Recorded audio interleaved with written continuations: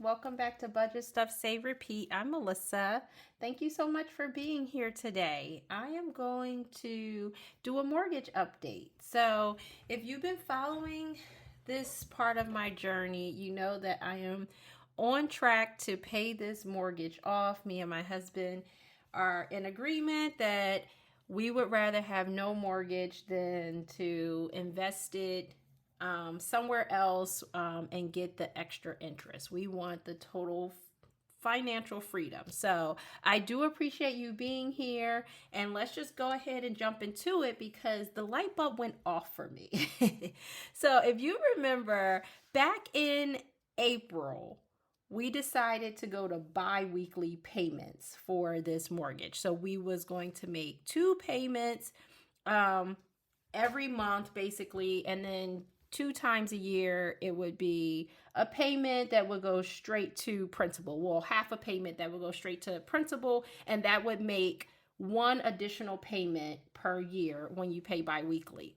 And so I thought that if I added additional principal to my bi-weekly payment, that it would get applied right away and I would just see my balance going down, down, down, but it did not work that way.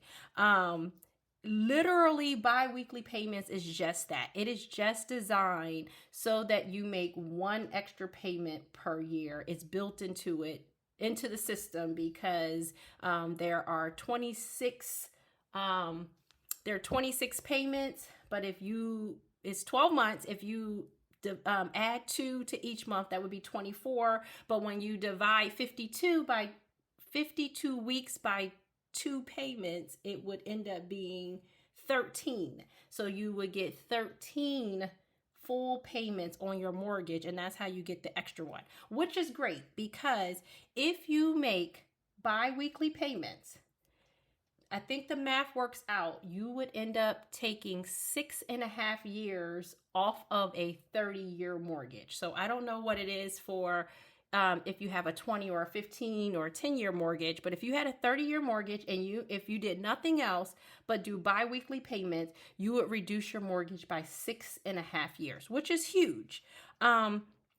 So I decided that we're going to keep our bi-weekly payments because if I have to take the money from the mortgage payment and put it to something else, the kids need to go back to private school, or we have some kind of emergency and we need the money, I like the fact that just by default, we would make 1 extra payment per year. So I'm going to keep bi-weekly payments. But when I left you guys in October, our balance was at $248,123.93.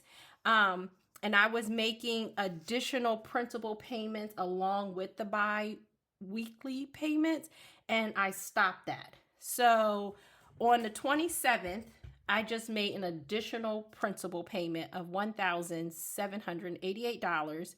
That brought our balance to $246,335.93.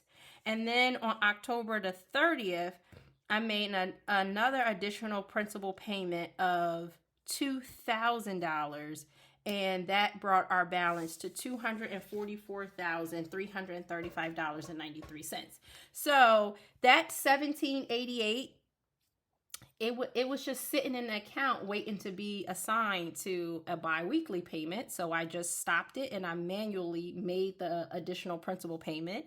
And the $2,000 is basically, it was going to be sitting in the account waiting to be attached to a bi-weekly payment. So it will benefit us more just to make the additional principal payments when we have them. I like to be more of a lazy investor, like set it up automatically, don't have to look at it, and it just goes and does what it's supposed to do. But the mortgages are not set up that way. You have to be intentional. You have to do stuff manually.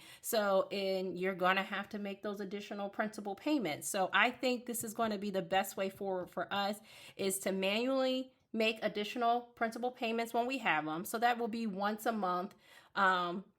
We set aside $4,000. I'll make sure that we have the bi-weekly payments in the account, and then whatever the difference is, I'll just make one additional principal payment per month. And so that would bring us up to $20,000, over $20,000 that we've made in principal payments this year. That was my loose goal. So I'm happy that we did that. And like when you watch this on the 27th, we will have two bi-weekly payments that would have posted. The second one's going to post on the 27th. So there will be an additional principal payment that will come out of that. I'm going to make an additional principal payment in December, and then we'll have two more bi-weekly. So this number should go up. Well, it will go up just because of the bi-weekly payment. So it could go up anywhere from another $2,000 to $4,000. So we did really, really well this year, hitting our goal. Let me just do the math and see if we can color in, which I'm pretty sure we can. So our principal payment that we have made is $20,617.39. Divide that by each block is $2,650. We can color in 7 and 2, 4, 6, 7. Yep, so we finished our W. I did say our W was a $20,000 W. So that feels good. And so then with the additional principal payments that we'll still be able to make this year, and the bi-weekly payments that will automatically have a principal included in there, we should get started on our E this year. So we have done really, really well. I'll do another update at the end of the year to just wrap it all up, to give you the total that we've paid and where we are in the mortgage. But we are trucking along. And so I'm encouraged that even though I didn't like the way the bi-weekly was posting to the account, I am settled with knowing that if I stop doing everything, that we would make one additional payment per year. And so that's a added little bonus into whatever additional principal that we can make. So the W is done. We're under $245,000. We started this mortgage at $288,000. So we are moving in the right direction.